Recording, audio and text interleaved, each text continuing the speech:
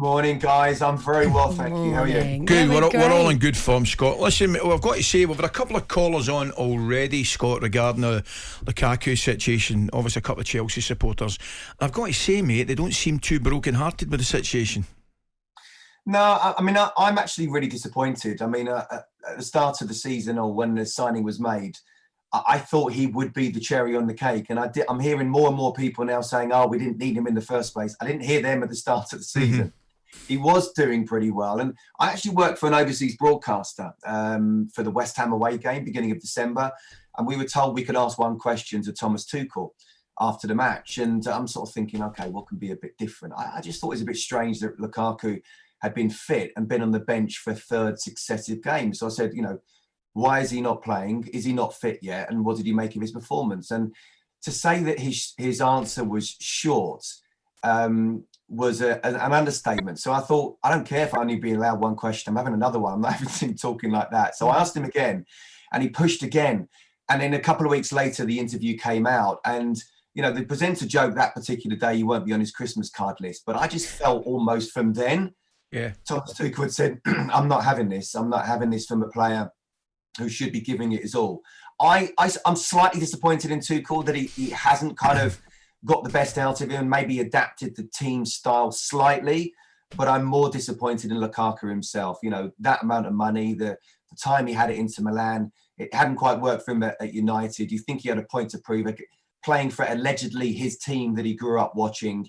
It was all perfect ingredients for him to do well. And Laura, I heard you say a little bit earlier about Didier Drogba and first season, I think the first two seasons that he had, he wasn't prolific. I would have loved them to have found the way, but you get the feeling that Thomas Tuchel said, I'm not having any of this and let's get him out as much as possible. And it does look like he's got more influence now with the new owners than perhaps he had before. So I'm not surprised there. It wasn't a well-advised interview, was it? And I sort of felt for him a little bit at the time, Scott, because he'd recorded the interview a fair few weeks before it was actually released. And then at the time of release, he was working his way back into the team. The timing of it was absolutely dreadful.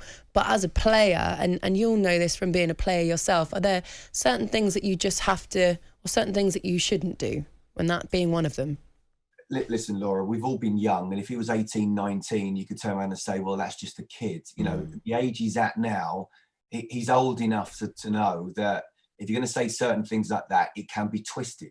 Now, he was probably trying too hard to appease and please the Inter Milan fans, and he's certainly got a good opportunity to do that again now. But and that was just, it's a player thing of what you're doing. Why are you doing that? And if his agent was around and had control of that interview, then if I was his agent, I'd have said, that's not going out. That you're not keeping it. Scott, in terms of you were mentioning it's disappointing that Thomas Tuchel didn't find a way to fit him in better or change anything. Was there anything more that Romelu Lukaku could have done to adapt to what the way that they were playing or to work a little bit harder? Was there anything as a player you think that he could have done to make his chances of success a bit better in the Chelsea shirt?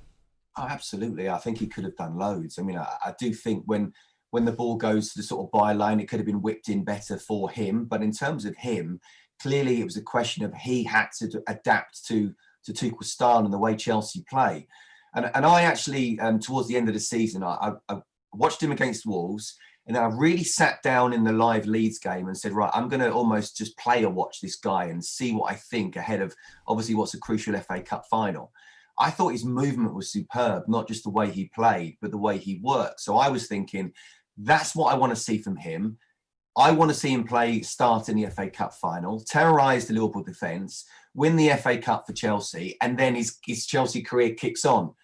I saw you there, Laura, at the game on the day beforehand, but I could not have been more disappointed in him. And now it's a question of his body language, the way he looked. If it wasn't right to his feet, he wasn't trying, he wasn't working, going in behind, he wasn't doing the channels, he wasn't dropping off, he was being bullied. And I just thought that this guy mentally, if not physically, has gone, and I think has got no future at the club. Scott, is there any way back for Romelu Lukaku? He's gone for a year on loan. A year is a long time in football. Might be a new manager comes in, or do you think that's him gone out of Chelsea? And who would you like to see come in and replace him? I don't see him coming back, Harmy. It's almost be like Groundhog Day if he does well at Inter again, and suddenly, okay, he comes to Chelsea. Thomas Tuchel, I think, will have in the short term certainly more power than he's ever had before. So I think it's really his decision. So as long as he's in the job, then Lukaku won't come back. The problem would be how Chelsea sell him. You know, it's a lot of money being spent. The wages are a big problem as well. So, but that's something to worry about in the future. Who would I like to see, excuse me, come in?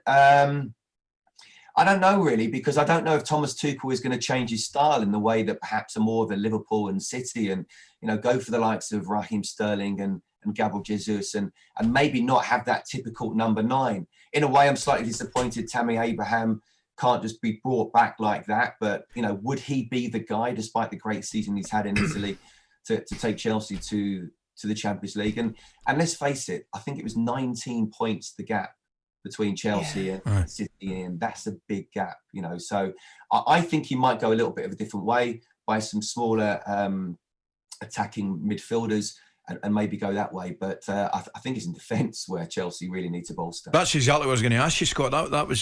I'd have more of a concern in the centre-back position, mate. Absolutely, mate. Really disappointed. I'm not that disappointed to see Christensen go.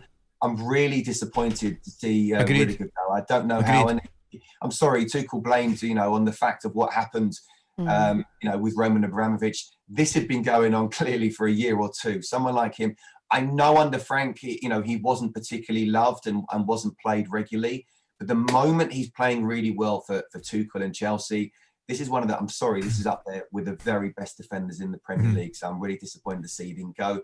Chelsea need 2 good centre-halves at the very least, and perhaps someone up front as well. I would definitely go for Sterling as well, by the way. I think it'd be a great signing. Yeah. talkSPORT Breakfast with Laura Woods.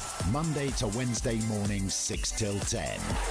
On AM, on DAB, via the talkSPORT app, and on your smart speaker.